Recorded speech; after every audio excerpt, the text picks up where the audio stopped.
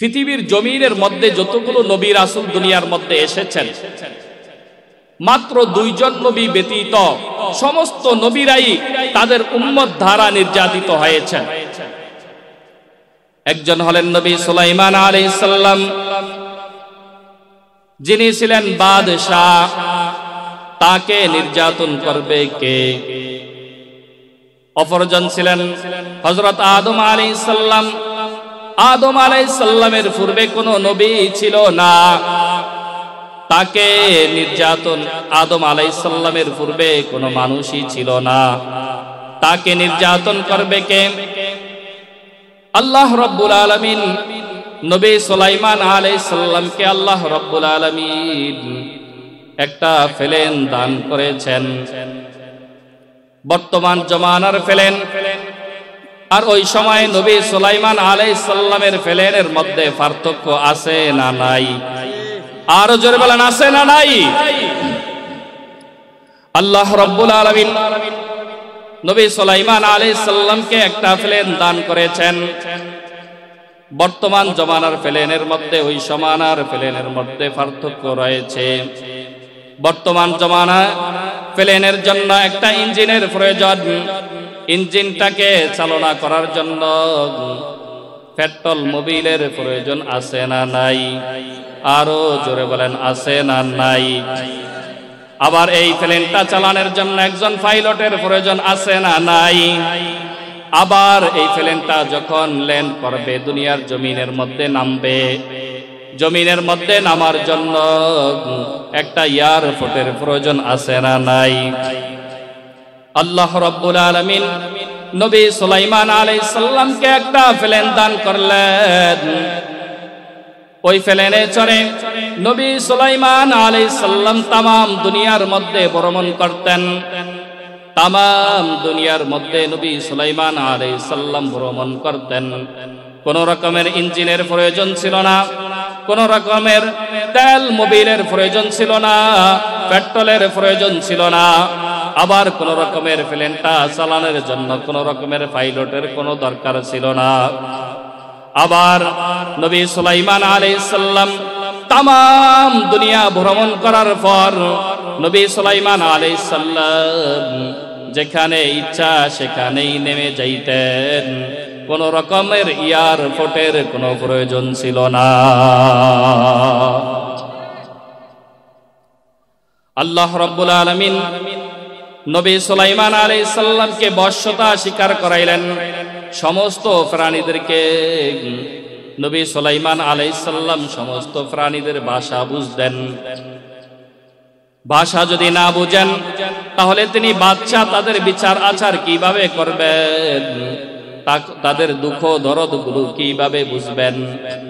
আল্লাহ রাব্বুল আলামিন নবী সুলাইমান আলাইহিস সালামকে 3 প্রকার বাহিনী দান করলেন। কয় প্রকার বাহিনী? আরো জোরে বলেন, কয় প্রকার বাহিনী?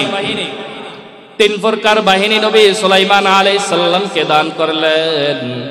আল্লাহ রাব্বুল আলামিন বলেন, وَحُشِرَ لِسُلَيْمَانَ جُنُودُهُ مِنَ الْجِنِّ وَالْإِنسِ وَالطَّيْرِ فَهُمْ يُوزَعُونَ।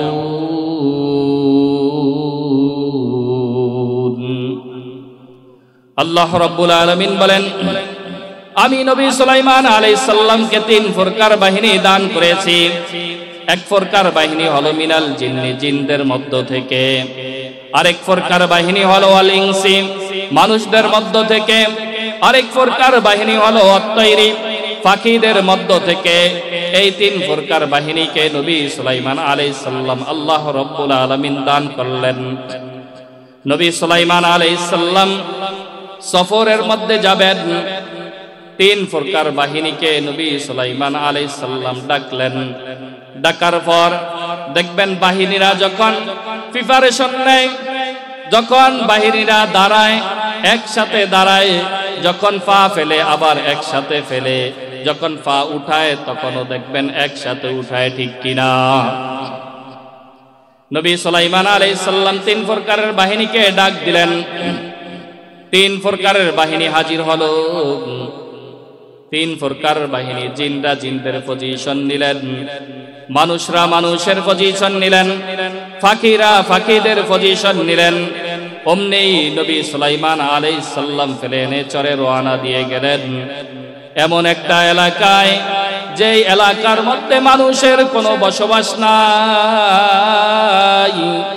ওই এলাকার মধ্যে পিপিলিকার বসবাস, ওখানে পিঁপড়ারা বাস করে, পিপিলিকারা বাস করে, মানুষের কোনো বসবাস নাই। আল্লাহ রাব্বুল আলামিন নবী সুলাইমান আলাইহিস সালাম ওই পিপিলিকার দেশের মধ্যে চলে গেলেন। চলে যাওয়ার পর পিপিলিকার কথা, এই পিপিলিকাকে আল্লাহ রাব্বুল আলামিন এত বেশি পছন্দ করেছেন, পিপিলিকার কথাগুলোকে এত বেশি পছন্দ করেছেন, আল্লাহ রাব্বুল আলামিন পিপিলিকার নামে একটা সূরাকে নাজিল করে দিলেন। আমরা যেই সূরা থেকে এখন আলোচনা করছি, এই সূরাটার নাম হলো নামল। এর অর্থ হলো পিপিলিকা। এই পিপিলিকার নামে আল্লাহ রাব্বুল আলামিন সূরাকে নাজিল করে দিলেন। কেন নাজিল করলেন? অবশ্যই পিপিলিকার সম্মান বাড়ছে না কমছে? আরো জোরে বলেন, সূরা কোরআনের মধ্যে নাজিল হইছে, পিপিলিকার সম্মান বাড়ছে না কমছে?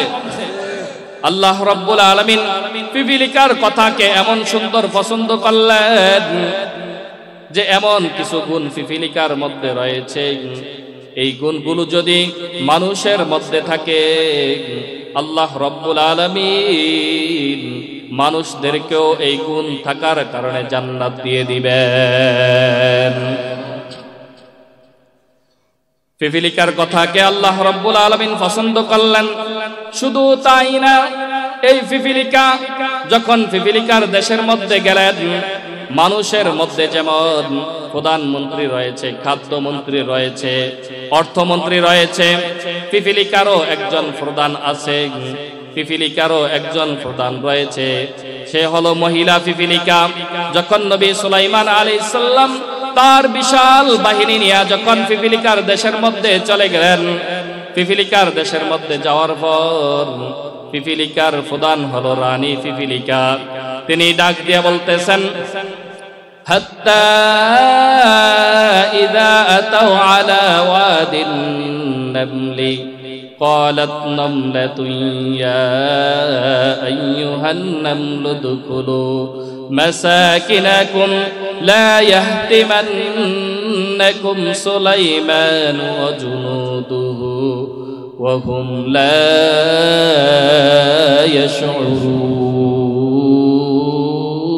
يشعرون। পিপিলিকার প্রধান পিপিলিকাদেরকে ডাক দিয়ে বলতেছেন, ও আমার পিপিলিকার দল, নবী সুলাইমান আলাইহিস সালাম বিশাল এক বাহিনী নিয়ে আমাদের দেশের মধ্যে চলে আসছে। নবী সুলাইমান আলাইহিস সালাম বিশাল বাহিনী নিয়ে আমাদের এলাকায় চলে আসছে। নবী সুলাইমান আলাইহিস সালাম না দেখে এই বাহিনীর পায়ের নিচে পড়ে, ও পিপিলিকারা, তোমরা যার যার গর্তের মধ্যে প্রবেশ করো, যার যার গৃহের মধ্যে প্রবেশ করো, না হয় নবী সুলাইমান আলাইহিস সালাম এবং তার বাহিনীর পায়ের নিচে পড়িয়া তোমরা ফিসিয়া যাইবা, তোমরা মরে যাইবা।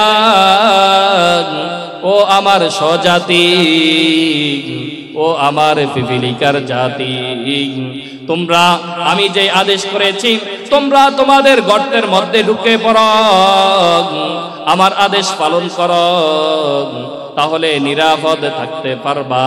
আর না হয় আমি আমার আদেশ, আমি আমার দায়িত্ব পালন করলাম, আমি আমার কর্তব্য পালন করলাম, তোমরা যদি আমার কথা না শোনো, তাহলে নবী সুলাইমান আলাইহিস সালাম এবং তার যে দলবল রয়েছে তাদের পায়ের নিচে পড়িয়া তোমাদেরকে নবী সুলাইমান আলাইহিস সালামের বাহিনী না দেখিয়া তোমাদেরকে ফিসিয়া দিবে।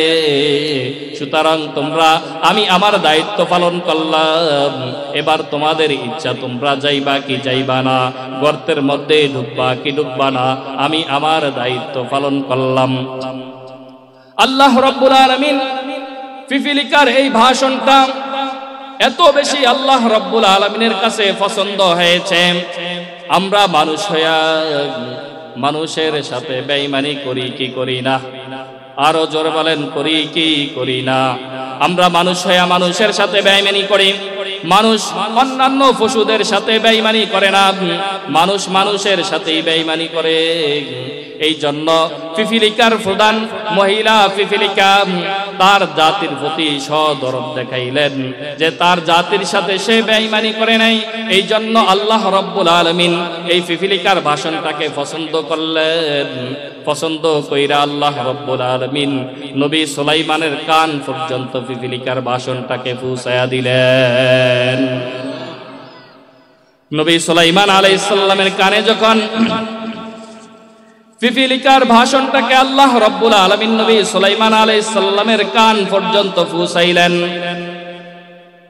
কান পর্যন্ত পৌঁছানোর পর যখন নবী সুলাইমান আলাইহিস সালাম পিপিলিকার এই ভাষণটা শুনলেন, ভাষণটা শুনে কি করলেন নবী সুলাইমান আলাইহিস সালাম? আল্লাহ রাব্বুল আলামিন কোরআনের মধ্যে উঠিয়ে দিলেন। আল্লাহ রাব্বুল আলামিন বলেন, ফাতাবাসসামা যাহিকান মিন কওলিহা। নবী সুলাইমান আলাইহিস সালাম যখন পিপিলিকার ভাষণটাকে শুনলেন, ভাষণটা শোনার সাথে সাথে নবী সুলাইমান আলাইহিস সালাম ফাতাবাসসামা যাহিকাম, নবী সুলাইমান আলাইহিস সালাম হেসে দিলেন। কি করলেন? যখন এই পিপিলিকার ভাষণটা শুনলেন, ভাষণ শোনার সাথে সাথে নবী সুলাইমান আলাইহিস সালাম হেসে দিলেন। হাসিটা কিভাবে দিলেন সেটাও আল্লাহ রাব্বুল আলামিন কুরআনুল কারীমের মধ্যে বলে দিলেন যে ফাতাবাসসামা যাহিকান, নবী সুলাইমান আলাইহিস সালাম মুস্কি হাসি দিলেন। কি হাসি দিলেন? হাসি তিন প্রকার। হাসি কয় প্রকার?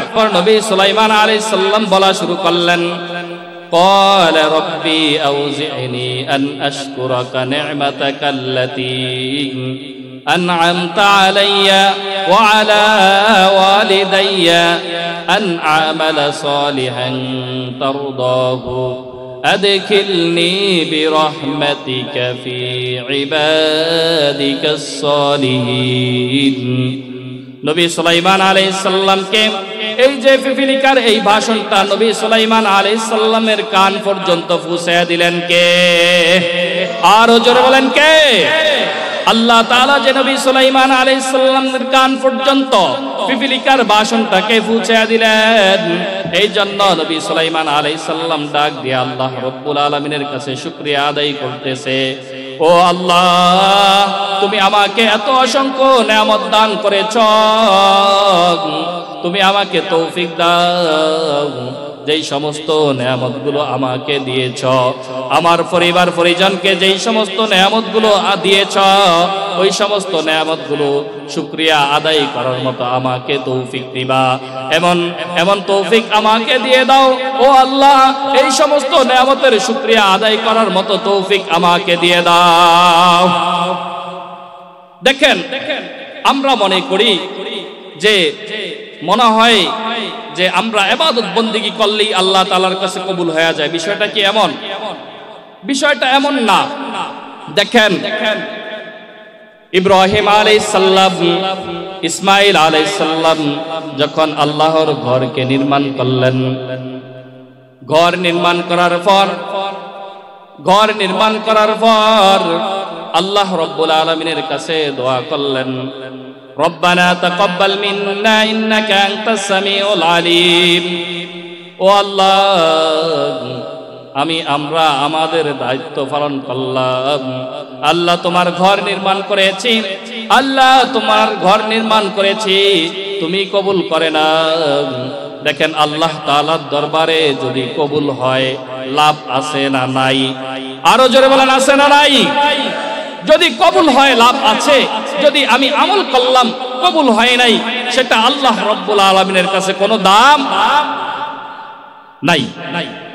দেখেন, আমি নামাজ পড়লাম, নামাজ যদি কবুল হয় তাহলে দাম আছে, যদি কবুল না হয় তাহলে কোনো দাম নাই। আমি রোজা রাখলাম, হজ করলাম, যাকাত দিলাম, এটা তো আমি আমার দায়িত্ব পালন করলাম, আল্লাহর হুকুম পালন করলাম। আল্লাহর হুকুম পালন করলে আল্লাহ খুশি হয়। কিন্তু জান্নাতে যাওয়ার জন্য আমরা কি করলাম? জান্নাতে যাওয়ার জন্য আমরা কি করলাম?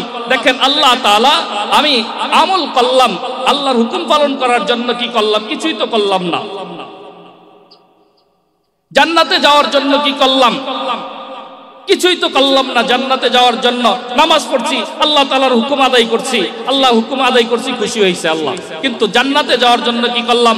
রোজা, হজ, যাকাত এগুলো আমি করছি, আল্লাহর বিধান পালন করছি, আল্লাহর হুকুম পালন করছি, এটা আমার কর্তব্য, এটা আমার দায়িত্ব। কিন্তু জান্নাতে যাওয়ার জন্য কি করলাম? আমি নামাজ পড়লাম, নামাজ পড়ার পর আল্লাহ রাব্বুল আলামিনের কাছে দোয়া করতে হবে। ইবাদত করলেই আল্লাহ তাআলার কাছে কবুল হয় না। কবুল হওয়ার জন্য আল্লাহ তাআলার কাছে দোয়া করা লাগে। নামাজ পড়লাম, নামাজ পড়ার পর আল্লাহর কাছে দোয়া করলাম, আল্লাহ আমি আমার দায়িত্ব পালন করলাম, এবার তুমি কবুল করিয়া নাও। কবুল করলে বড় দাম, কবুল না করলে কোনো দাম নাই।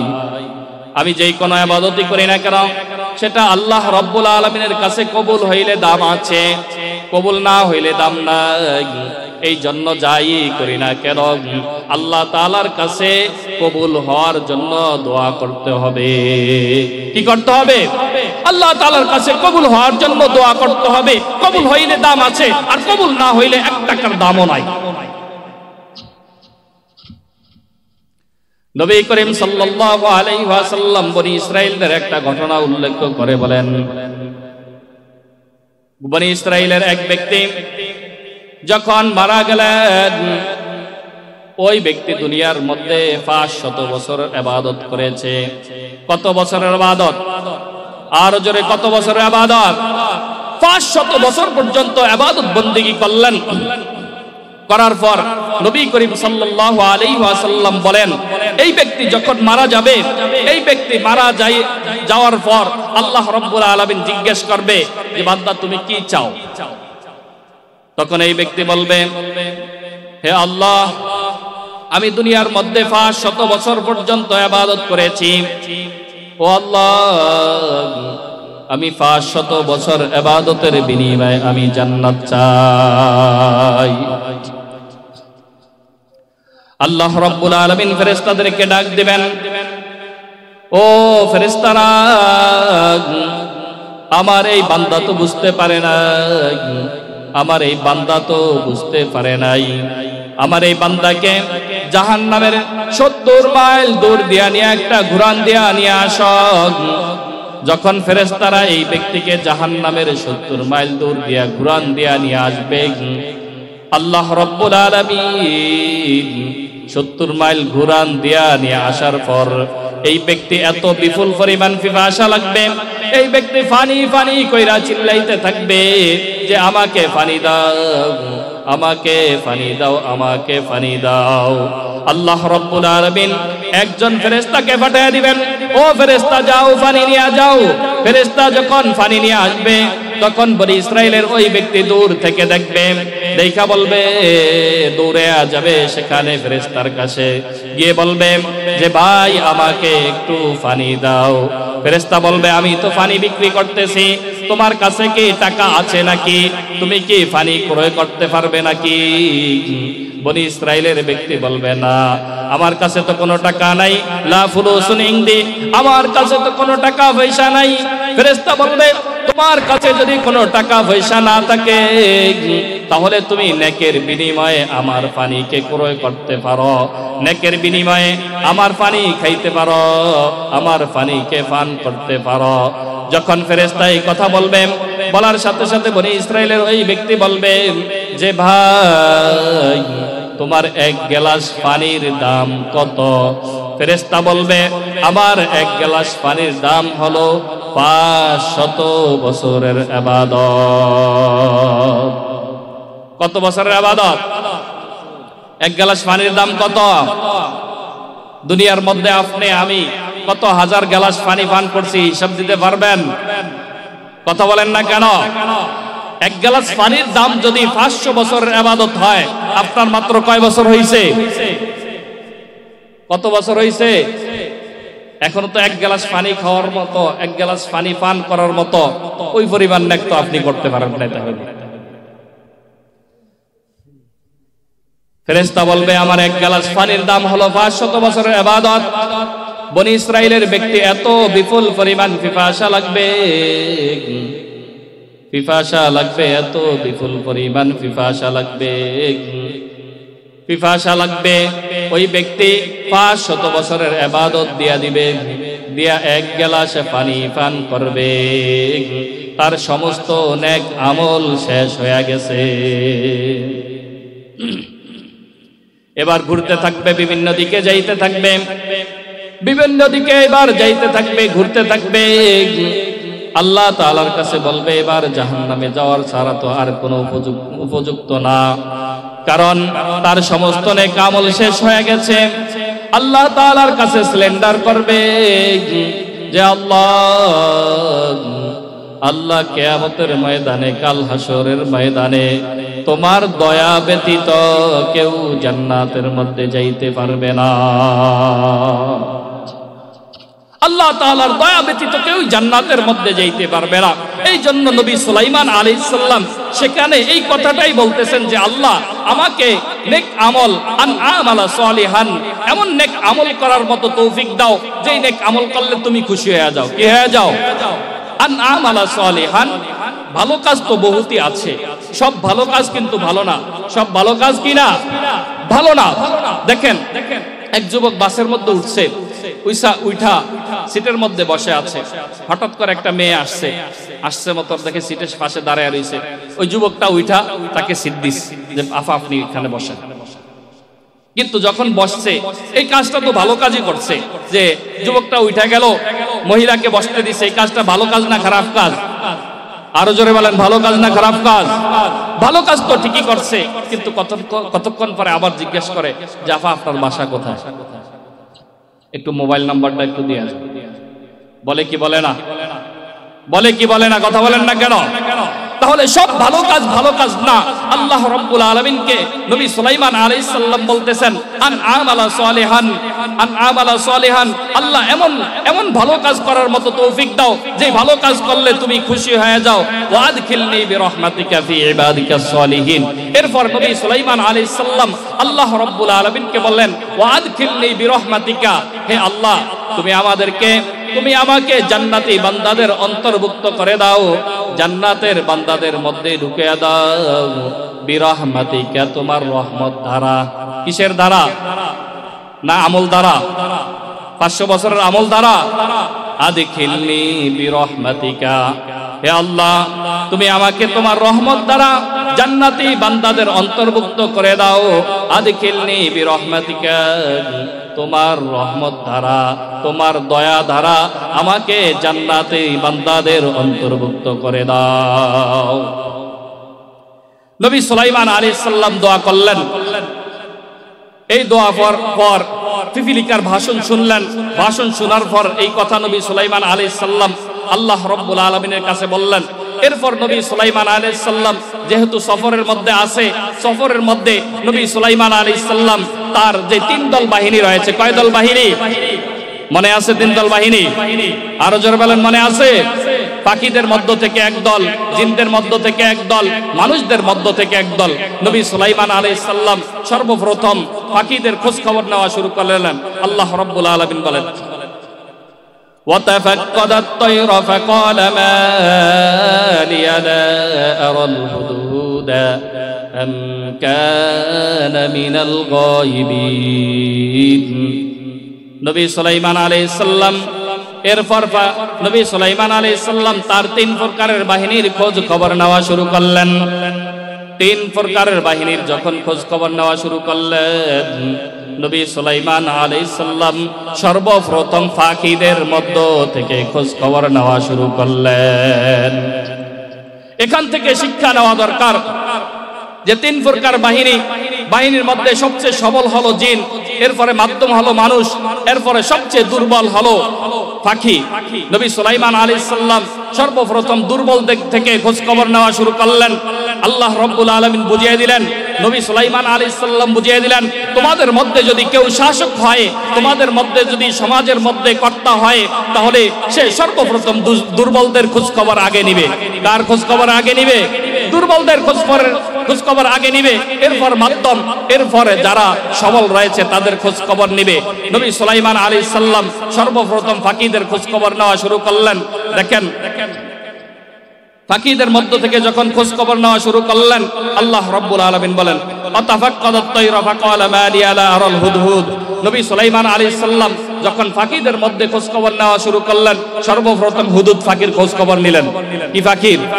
হুদহুদ নামক একটা ফাকি রয়েছে, এই ফাকিটার খোঁজ খবর নেওয়া শুরু করলেন। যে এই ফাকিটা, যেমন ফাকিদের মধ্যে তো ছোট আরো ফাকি আছে, বাবুই ফাকি, সরই ফাকি। নবী সুলাইমান আলাইহিস সালাম কেন সর্বপ্রথম হুদহুদের খোঁজ খবর নেওয়া শুরু করলেন? মুফাসসিরিন ইকরাম তাফসীরের মধ্যে লিখেন যে হুদহুদ ফাকি এমন একটা শক্তি আল্লাহ রাব্বুল আলামিন দিয়েছেন যে নবী সুলাইমান আলাইহিস সালাম আছে সফরের মধ্যে। কোথায় আছে? সফরের মধ্যে আছে। সফরের মধ্যে থাকলে পানির প্রয়োজন আছে না নাই? এই হুদহুদ ফাকিকে আল্লাহ তাআলা এমন গুণ দিলেন যে হুদহুদ ফাকি যখন আকাশের উপর দিয়ে উড়তেন, আকাশে উড়ার সময় এই হুদহুদ ফাকি বলতে পারতেন যে এখানে কয় ফিট নিচে পানি আছে। হুদহুদ ফাকি বলে দিতেন এখানে 10 ফিট নিচে পানি আছে, এখানে 20 ফিট নিচে পানি আছে, এখানে 5 ফিট নিচে পানি আছে। নবী সুলাইমান আলাইহিস সালাম হুদহুদ ফাকি বলতেন, নবী সুলাইমান আলাইহিস সালাম জিনদেরকে দিয়ে এখান থেকে পানি উঠাইতেন। এরপর যেহেতু নবী সুলাইমান আলাইহিস সালাম মানুষ জাতি, নবী সুলাইমান আলাইহিস সালাম মানুষদেরকে দিয়ে পাক শাক করতেন, খাওয়া দাওয়ার ব্যবস্থা করতেন। নবী সুলাইমান আলাইহিস সালাম এই জন্য সর্বপ্রথম হুদহুদের খোঁজ খবর নিলেন। হুদহুদের খোঁজ খবর নিয়ে দেখেন আম কানা মিনাল গায়িবিন। নবী সুলাইমান আলাইহিস সালাম হুদহুদের খোঁজ খবর নিলেন, নিয়ে দেখলেন হুদহুদ নামক একটা ফাকি ছিল। এই ফাকিটা এখন আমাদের এই বিমানের মধ্যে নাই, আমাদের সাথে নাই। নবী সুলাইমান আলাইহিস সালাম নিজেদেরকে দোষারোপ করা শুরু করে দিলেন যে আমার কি হয়ে গেল? এই ফাকি তো আমার কথা শুনতো, এই ফাকি তো আমার কথা মানতো, কিন্তু আজকে কেন হুদহুদকে আমি পাইতেছি না? হুদহুদ কেন আমাকে না বলে কোথায় চলে গেল? নবী সুলাইমান আলাইহিস সালাম নিজেকে দোষারোপ করতেছে। কি করতেছে? নিজেকে দোষারোপ করতেছে যে এই ফাকি তো আমার কথা শুনতো, আমার কথা মানতো, কিন্তু আজকে কেন নবী সুলাইমান আলাইহিস সালামের কথা এই হুদহুদ ফাকি শুনলো না, আমাকে না বলে এই হুদহুদ ফাকি কোথায় গেল? এই ফাকিকে কেন আমি পাইতেছি না? নবী নিজেকে দোষারোপ করতেছে। এরপর নবী সুলাইমান আলাইহিস সালাম বলতেছেন লা ওয়াদিবান্নাহু আযাবান শাদীদা আও লা আযবাহান্নাহু আও লা ইয়াতিয়ানি বিসুলতানিম মুবিন। এরপরে নবী সুলাইমান আলাইহিস সালাম বলতেছে এই হুদহুদ ফাকি তো আমার কথা শুনতো, আমার কথা মানতো, এই হুদহুদকে আমি কেন পাইতেছি না? এইবার হুদহুদ ফাকি আসক, লা ওয়াজিবান্নাহু আযাবান শাদীদা, এবার আমি তাকে কঠিন শাস্তি দিব, আর না হয় আমি তাকে জবে করে দিব, আর না হয় এই হুদহুদ ফাকি উপযুক্ত কোন ফরমান আমার কাছে উপস্থাপন করা লাগবে। এখান থেকে আমাদের শিক্ষা গ্রহণ করা দরকার যে প্রাণীদেরকেও শাস্তি দেওয়া জায়েজ আছে, আছে না নাই? নবী সুলাইমান আলাইহিস সালাম হুদহুদ ফাকিকে শাস্তি দিবেন। সুতরাং আমরা যে গৃহপালিত পশুগুলো রয়েছে, গরু, ছাগল, অন্যান্য যেগুলো রয়েছে, সেগুলোকে শাস্তি দেওয়ার জায়েজ আছে। সীমার মধ্যে না সীমার বাহিরে? সীমার মধ্যে না সীমার বাহিরে? দেখেন আমাদের সমাজের মধ্যে এমন কিছু লোক রয়েছে যে যারা আমরা ঘরে যখন স্ত্রীর সাথে ঝগড়া হয় তখন যায় আমরা গরু ছাগলকে মারা শুরু করে দেই, আছে না নাই? আরো জোরে বলেন আছে না নাই? এমন করা যাবে না, সেটা জুলুম হবে। এই জন্য ফাঁকিকে শাস্তি দিতে হবে সীমার মধ্য থেকে। কোথায় থেকে? সীমার মধ্যে রেখে ফাঁকিকে শাস্তি দেওয়া যাবে। নবী সুলাইমান আলাইহিস সালাম যখন ফাঁকিকে খুঁজতেছেন, নবী সুলাইমান আলাইহিস সালামের কাছে অমনি হুদুদ ফাঁকি চলে আসলেন। আয়েশা বলা শুরু করলেন, فمكث غير بعيد فقال أحطت بما لم تحط به وجئتك من سبأ بنبأ يقين। অমনি